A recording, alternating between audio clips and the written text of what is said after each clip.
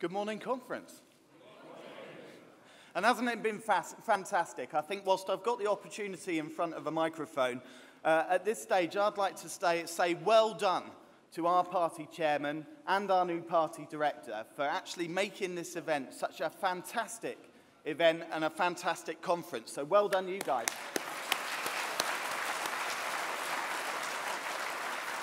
We really do, unless you've actually done it, it's hard to really understand the level of work that actually has to go into these events, and especially this particular weekend, when we're on the cusp of something actually quite spectacular, not just in the parliamentary seats, and we've heard from a man this morning who I think is a hero, and certainly for me always has been a hero, in Douglas Carswell.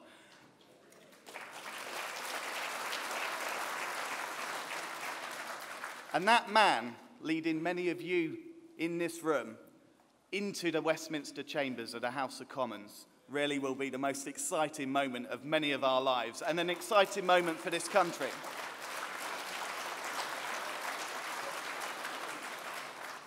But for me, my passion is different types of chambers. The council chambers up and down this country is where I think real change happens. It's certainly where services are delivered and where those things that are absolutely vital and critical to people's everyday lives are delivered, maintained, or lost. So for those of you in this room, put your hands up. Who's here as a councillor? How many councillors in the room? Loads of you.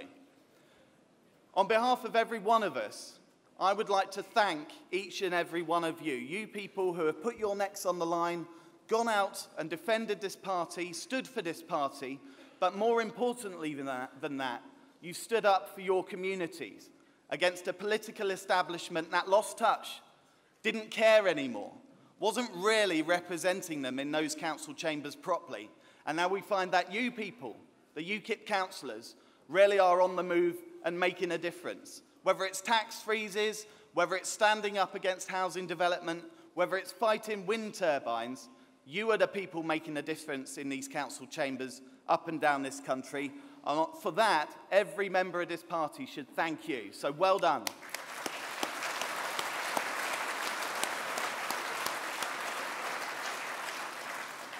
But above all, the real thanks needs to go to you, the members of this great party. Because without every one of you, and I know many of you who have been doing this for a decade, some 2 decades, standing up for what's right, fighting for a cause that you and people out there in our communities believe in. And in the early days, and I came in 10 years ago, and there was many who had been doing it a long time before that, and I see some of you in the audience now. In the early days, even I can remember how it seemed like banging our heads against a brick wall, wondering if we could ever actually do this.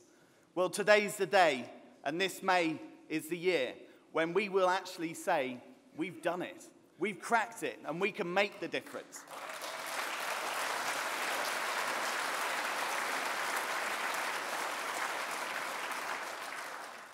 Now, we had some announcements yesterday, and we had a great defection from the Labour Party, really showing that this isn't just a party that straddles the generations.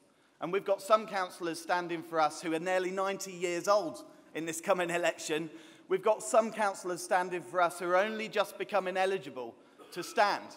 And so I'm really pleased to say that even yesterday, we added to our numbers of councillors that this party has represent us in a young man called Callum Delaney, who's now, as of yesterday, UKIP's newest and latest councillor in the Idesall ward of Shifnal Council. So I want to use this opportunity to say, Callum, you're only 18 years old, you are going to make a big difference for your community, and welcome to our local government family.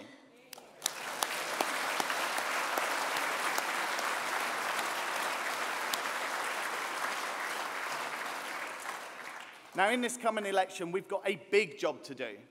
So we honestly need to ask every one of you to put your hands on your hearts and say, actually, am I here to make the difference? Am I here to actually deliver results? Or am I here just to talk?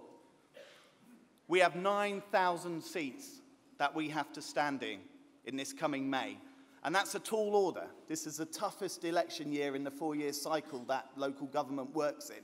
So we genuinely need each and every one of you who's able to and eligible to stand in local government elections this year. And I guarantee, as I did to those who, in 2013 and every year since, when I used to promise to them, and I won't do it to you this time, I used to promise that if you stand, unless you work really hard, you're just not going to get elected. And then in 2013 and 14, I was proved absolutely wrong in that huge numbers of councillors have been getting elected, some of which didn't intend to. So to those again, I apologise. But I guarantee to those of you who aren't as passionate as some of us about local government, that actually the experience of those people is that it is life-changing to be able to give that level of service to your community, to be able to make a difference to your family and your neighbours and the people who are around you on such a level. And because UKIP has such a different voice to say in council chambers up and down this land, please do it. You probably will get elected this time, so I'm not going to guarantee you won't, but I do guarantee you will love it once you're there. Now, I'll speak to you shortly towards the end of this session. But the main speech for local government is going to be delivered by a man who I have huge respect for. He's been elected by our councillors to represent them in the Councillors Association. He chairs it. He's a county councillor in Leicestershire, and he is genuinely one of the greatest people I've met in local government to date. So, ladies and gentlemen, give it up for Councillor David Sprason.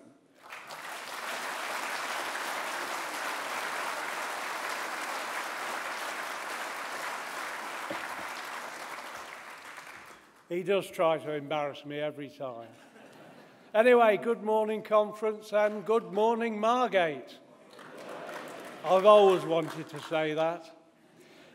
Local government has never been under so much pressure from a government as the current government. They have given us the biggest kicking we have ever seen for a generation.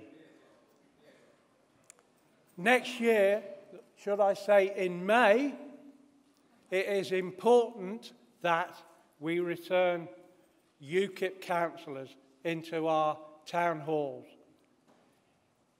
As Peter has said, he has stressed it, we are making a difference. But I want to return to this Tory Liberal Democrat government. Since 2010, this government has shrunk funding for councils by 40%. This decrease has come at a time when demand for core services such as child protection and social care for older people is rapidly increasing. In England, the coalition government has next year cut local government budgets by 2.6 billion in cash terms. Yet, unbelievably, in December, the Tory Lib Dem government borrowed 2.8 million to pay yet another bill from Brussels. The UK is also borrowing money to give away in foreign aid, and yet cuts local government funding. And we know why, conference, because Cameron, Clegg, Miliband and co do not believe in Britain.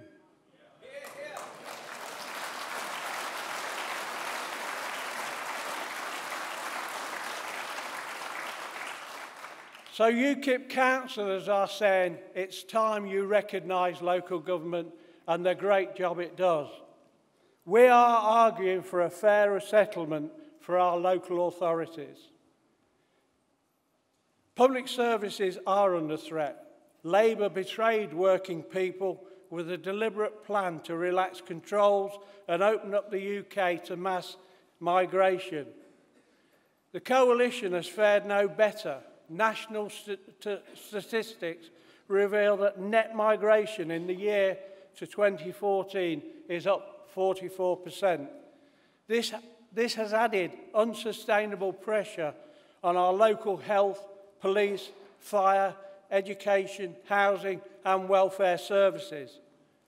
Green spaces are under attack from housing. As the Planning Minister Nick Bowl said, vast swathes of countryside will have to be sacrificed to build 100,000 new homes to house immigrants. We say no more.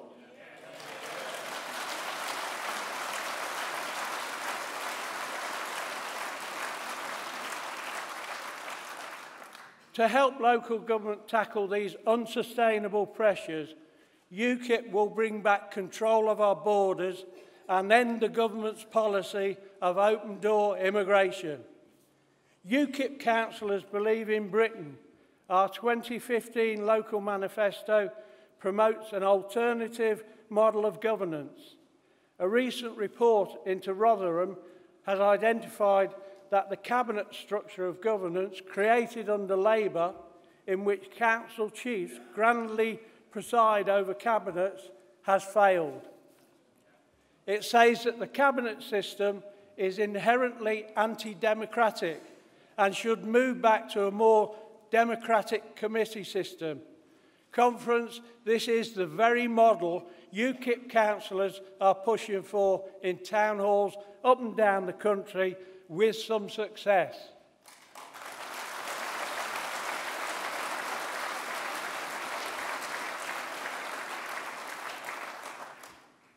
UKIP councillors believe we can reduce costs by reducing the executive pay burden on local taxpayers. We look to offer real local devolution and ways to reduce costs by promoting joint committees and combined authorities. These alternative structures will cut costly bureaucracy and protect vital frontline services like libraries, museums, social care. UKIP believes that council tax should be as low as possible. Immigration must be controlled to relieve pressure on our health, housing development, wind farms, HS2. Tax the wind farms. Absolutely. Local homes should be for local people first. Councils should cut highly paid council executives, not frontline staff and services. Giving real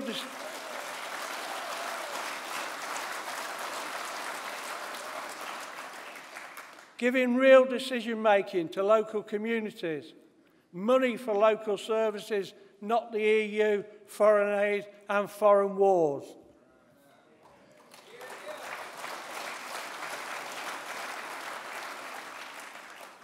Conference, UKIP councillors will put local people first because we, like them, believe in common sense solutions, in value for money, in local services, in local delivery.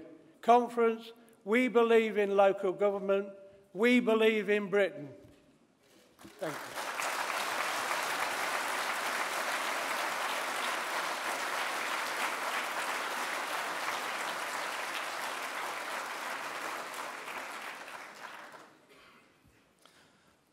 So, Conference, David Sprason, isn't he fantastic? Yes.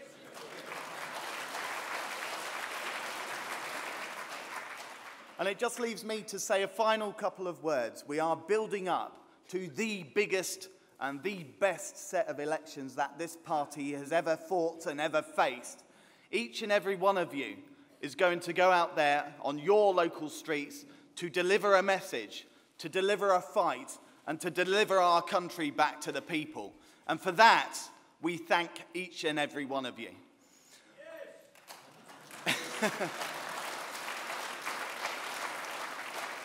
Now, to do it, I have some requests to make to every one of you who's a parliamentary candidate. And from the conversations I've had over the last few weeks, I know each and every one of our parliamentary candidates is out there to win that election and out there to do it justice and to do it properly. To each of you, I say, remember local government. This is your army of local people who are going to be the backbones of your campaigns. If you want to be taken seriously by your local media, you have to have a full list of local government candidates in place in your seat. And that's the challenge I put to you. That is your responsibility as a parliamentary candidate because it undermines your campaign if you don't deliver it. So please, please take local government very seriously. To each of you who are running branches, you've done the bulk of the work. You're the people who have delivered the candidates, have motivated them, raised the funds to make all of this happen. Again, and I don't want to underplay how much I want to say this, thank you, because your hard work and your diligence is what's put in our councillors into those council chambers up and down this country. We need you to keep delivering on that. We need you to work with our processes and our systems to make sure that our candidates get through nominations and make sure that our candidates get elected. And they will. And it will be down to you when they do. And to each of our 9,000, hopefully, candidates we are going to be putting forward in this coming election, I ask you to be on your guard. As much as we love elections in this party because they put us where we belong, back out on the streets, back out with the real people, we need to be careful. We need to be steady. We need to remember that actually we aren't like the other parties. And when I say that, I don't mean we're not like them just because we don't have a whip system in local government, so our councillors are free to vote for their communities. That's a huge difference between us and them, but that's not what I'm referring to. I don't mean that actually we put our community first and not our politics and not our party. We are the party of the people, the people's army, and that makes us different. But what I'm actually referring to is we get treated differently. So each and every one of you puts your neck over that line, whether it's a parish councillor, a district councillor, a unitary or county councillor, you face a level of scrutiny in this country that has never been seen in politics before. If I quoted some of the comments from colleagues, even in my council chamber, from other parties, and managed to get those on the front pages of national newspapers, the nation would be shocked by what some of these people out there are saying and doing and thinking. And yet when a parish councillor or any other councillor in this party or candidate doesn't even make a comment, but can say something that's twisted, we find ourselves in the national media. We find ourselves on the front pages of national newspapers. So be on your guards and be careful, but don't let it put you off, because that's what the establishment's trying to do. But actually to them, to the media, I'd like to thank them for doing it. It means that we have the most credible, the best candidates of any political party in this country. They've done the job for us.